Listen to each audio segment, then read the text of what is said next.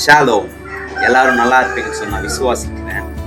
இந்த புதிய ஆண்டில் நம்ம கால் எடுத்து வச்சிருக்கோம் 2026.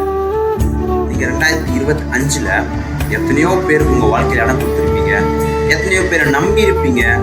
ஆனால் அவங்க எல்லாம் ஒரு கட்டத்தில் உங்களுக்கு வேதனையையும் மனசு காயப்படுத்திருப்பாங்க. நான் இந்த புது வருஷத்தில் உங்கள் லைஃப்பில் ஒருத்தர் இன்ட்ரடியூஸ் பண்ண வச்சுருக்கேன். அவர் பேர் தான் இயேசு கிறிஸ்து.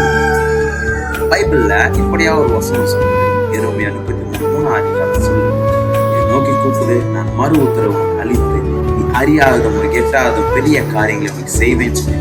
அதுக்கான ஒழுங்கான அர்த்தம் என்னன்னா, நீ ஜஸ்ட் என்னை கூப்பிட்டா மாத்திரம் போதும், நான் உனக்கு ஹெல்ப் பண்ண ரெடியா இருக்கேன். இந்த புது வருஷத்துல இயேசு கிறிஸ்து என்ற ஒருத்தரை உங்க லைஃப்ல இன்வைட் பண்ணி பாருங்க.